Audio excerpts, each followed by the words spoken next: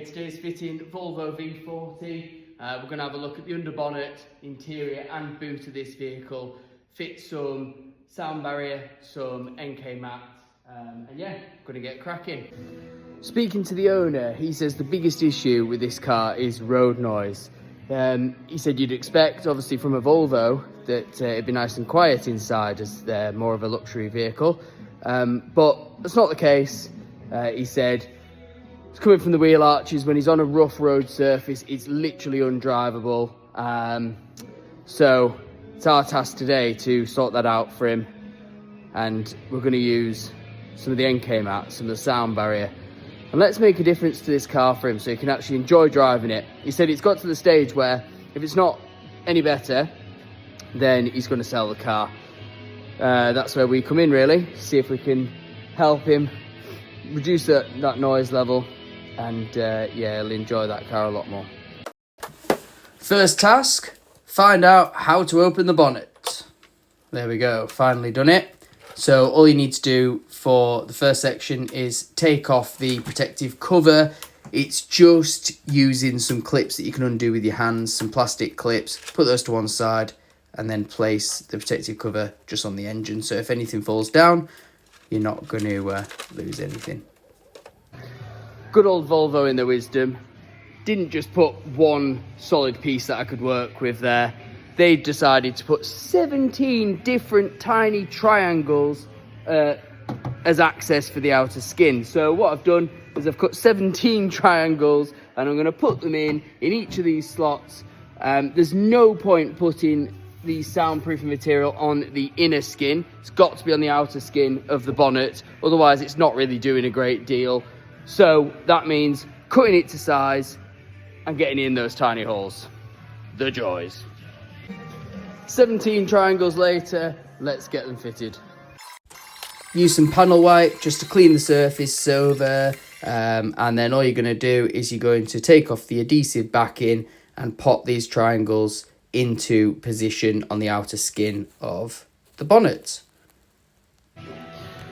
Done and dusted. So 17 triangles in place, all on the outer skin. Looking very pretty, but the appearance really doesn't matter because the cover's going straight back on and you're never ever going to see it, but you know it's there doing a job of soundproofing between the engine and your interior. Just so the other shapes aren't being left out, you've also got two rectangles, one in there and one in the far side as well. So we'll add those, then that cover goes back on just with these plastic clips, which you don't need any tool for. You just push it together and they release, and then you push them in and they just click back into place. So no special equipment required for that. Pop the cover back on, clip the clips in, job's a good one. Let's make our way onto the interior. Right, so what needs to come out here? We need to take off these door trims here, sill trims, whatever you want to call them. So they are on clips, and in theory, all you need to do is get your fingers under and just give them well, it is a forceful pull, but a considered pull, I'll call it. Just so they pop up nicely, don't snap those clips, obviously, because it's makes it a much bigger job putting it back down. That needs to come out. Possibly the side of the dash comes off here, but usually you can take this off and you can gain access under that carpet with just doing that. We'll see. Safety first, people. Done this too many times and split my fingers open way too many times, so gloves.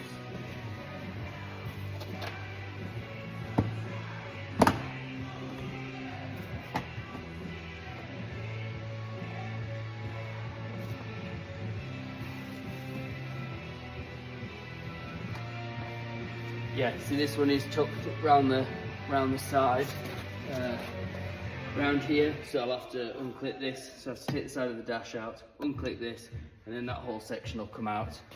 They don't all come off that easily, by the way. That was fluke. Another top tip, do not use a screwdriver to take the side of the dash off. it'll just rip it. It'll make it look like an absolute dog's dinner. Plastic trim removal tool, cheap as chips, worth every penny.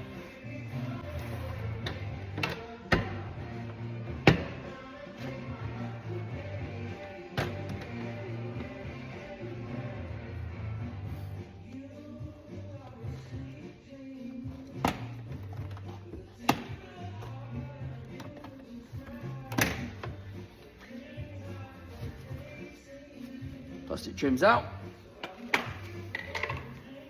and they're just held on with these metal clips here. I mean, Volvo have got nice ones. Some cars, you'll have plastic ones that just snap. So yeah, depends on the quality of your vehicle.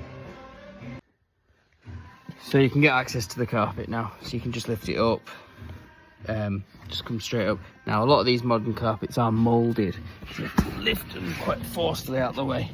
And you'll see in there, don't know if it's good lighting, they've got some factory sprayed on rubbish that does absolutely nothing, and then it's just bare metal. So what you want to do is, we've got the pads pre-cut ready to go in, and you just slide them under that carpet and above that factory fitted nonsense, and then that should make a big difference, just absorbing the sounds. Transmission tunnel piece will slide under the carpet, and then you'll get it up and basically look like that on the inside. So you want to sit it up in there. Now if you can't quite get it in, then you can always trim it, but obviously the more material you can get in there, the better. So transmission tunnel piece in first, slide it up and in, and then the footwell piece goes in after that.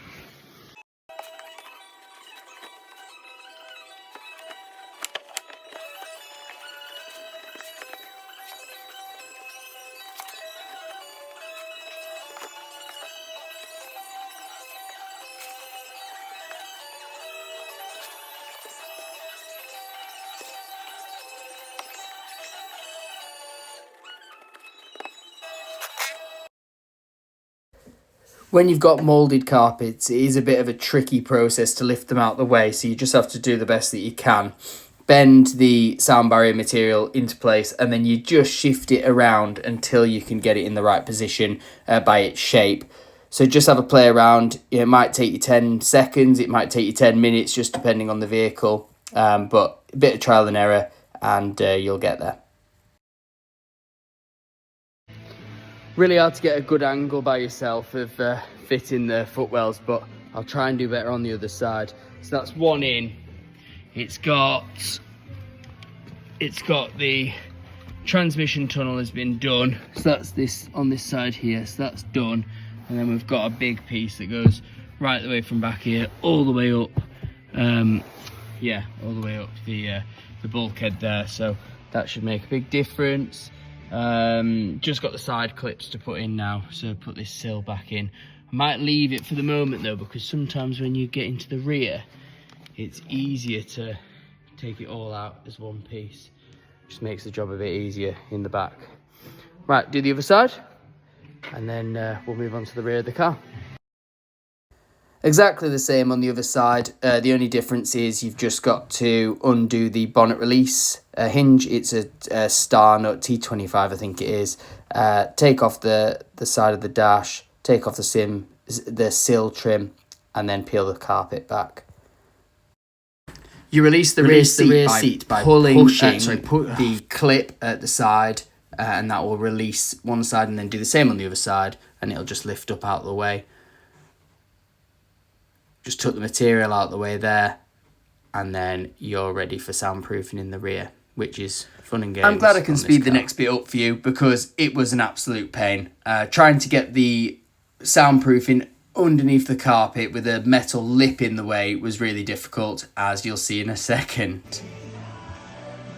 Oh, I tell you what, that is not easy. For some reason in that Volvo, they've got a horrible little lip in the bottom of the passenger footwell, and you've got to bend the soundproofing round it and push it over. It would be easier just to take the seats out, to be honest, but we got there. So At least I can fast forward it in the video. You don't have to see the real time, and I can mute it as well so you can't hear my swearing. Because, oh, sometimes you just think, is this, what is going on? But anyway, we got there. So that's in. So we've got a pad of sound barrier there, pad on the other side. Obviously the fronts are done. Now this area here, tinny. So I'm going to put some NK mat in first and then put the piece in that's from the kit, just to make even more of a difference. So we're using some NK mat here, which is just the anti-vibration material, placing that around the back section just to reduce the vibrations and the resonance. And then we've got the back piece that goes in, which is not cut to size. So you just need to trim around the seat belt mounts and the seat mounts to make sure that is placed correctly.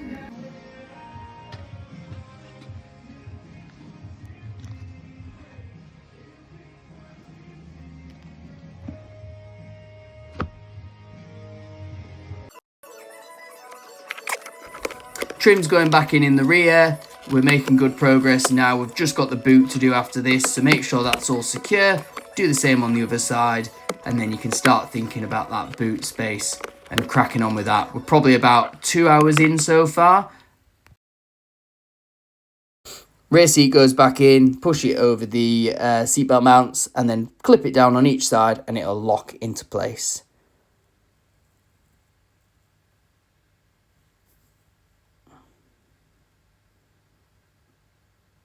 Put the mats back, job's a good one.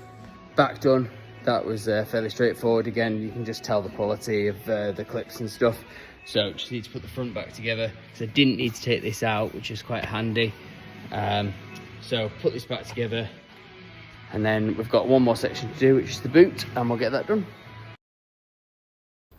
So working in reverse this time, clip the sill piece down first, then the vertical piece clips in, you just push it into place, and then the side of the dash goes back on. Just make sure everything's lined up, make sure there's nothing overhanging or any obvious issues, and you should be good to go. Oh, and put your bonnet catch back on as well. I ran out of time for filming in the boot, so I've just got some pictures for you. Just some NK mat on the rear footwells, and then on the boot floor we have NK mat and sound barrier to finish us off.